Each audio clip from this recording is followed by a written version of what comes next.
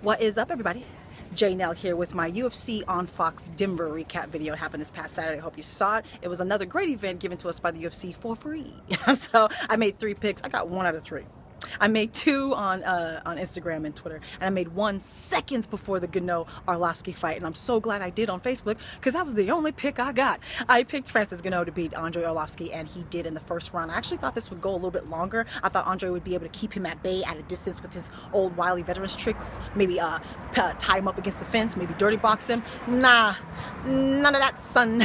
This ended like a minute and a half in the first round. They were kind of feeling each other out a bit, trying to get the distance. Francis was trying to figure out his distance. He actually clipped Andre with a left. It kind of didn't hit all the way, but then he came back up with the right, honey, that knocked him on his butt. This right did not have a lot of power on it. It had minor power on it, but it connected, and it looked like he got hit with a bucket. Like, Francis's power is scary, y'all.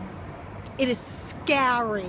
So he hit him with the right, knocked him on his butt, ground and pound, ref stopped the fight. Great stoppage, or good stoppage. Great win for Francis. Who would you like to see him fight next? In the heavyweight division, he is extremely accurate, getting better and better. He has great shot selection. He is big and strong and fast, quick hand speed. He's a dangerous fighter. I believe he went over 2 rounds with Curtis Blades. I'd like to see how he would go in a 3-round, 4-round, 5-round fight, you know what I mean? 1 or 2 more wins in the top 5, top 10, he's going to get a title shot.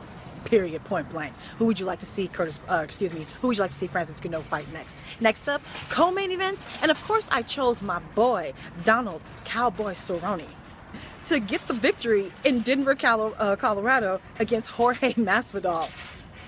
But that did not happen. Now you can go back and check all of my recordings. I say the same thing about Jorge every single time. I say he is highly skilled,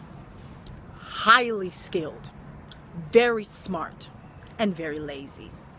His Achilles heel is motivation. He's lazy. Admittedly, he admits he does not train as much as he should. He is lazy within the fights, willingness to accept bad positions, starting slow, willing to clown around thinking he's got the fight win while his opponent is pointing him out of a victory. These are fights that he could have won, fights that he lets slip out of his hands. So I had lost my confidence in Jorge, and I still pick him half the time. That's how highly skilled he is.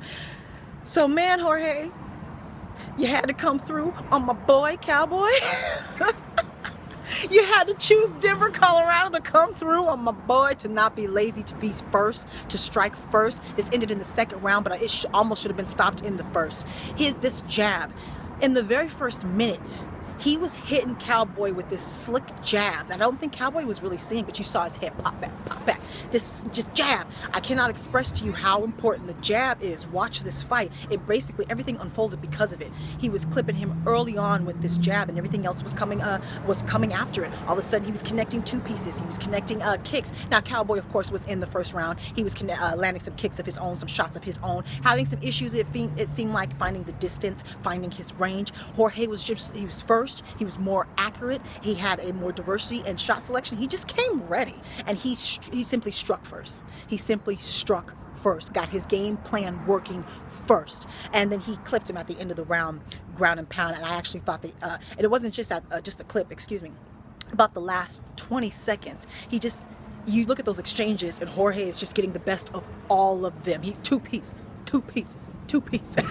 And then he finally clips him, knocks him on the ground, gets him up against the cage, and is grounding and pounding him. And everyone, I was in a bar, couldn't hear the sound. I thought the fight was over, but it was the end of the round. So saved by the bell, Donald was in this 1st round, y'all. It goes back to his corner. And the 2nd time watching the fight, I heard Jackson saying, "You need to move your head. You need to move your head." And he's very right about that. Cowboy wasn't moving his head. That's why he kept getting clipped by them jabs the whole fight. I don't think he ever got his wits about him going into the 2nd round. He seemed to be still out of it. He seemed to be sluggish. He seemed to be reacting slow. It seemed to be a matter of time. Jorge was able to get him again, get him on the ground and pound, and get him up against the cage, and was raining down shots, hail shots up against the cage while Donald was covering up, and then Herb stopped the fight. It was a good stoppage. Great win for Jorge Masvidal. Talk about finally living up to your potential. Good job. proud of you, Jorge. I always like to see fighters realize their potential. I just hate that you had to snap out of it on my boy. So who do you think is next for Jorge Masvidal if he keeps fighting like this? All right, Jorge. Now, main event, and I chose Juliianna Pena to beat Valentina Schechenko. I said this could go either way. I had a feeling I would lose one of my two tops. I didn't think I'd lose both of them, though. I lost this pick. Valentina won. First white round could have went either way. Either way, I had a feeling that Juliianna would just kind of walk down her shots until she got up against the cage, and that's exactly what she did. This fight did not take place in space at all. And if you saw my little 15-second prediction, I said that that's where Valentina needed to keep this. So I was kind of like, I don't know. So she got up against the cage, was running a lot of knees, a lot of position fighting. It was a lot of dirty boxing in there. It was a lot of tension in there, a lot of energy expended. It was a lot of tension. It just looked ugly. It just looked like they were expending a lot of muscling each other, switching positions there. I thought that Juliianna showed that she was a bit stronger than Valentina in this position. There was a couple of times where Valentina tried to reverse the position, and she literally just muscled her back up against the cage.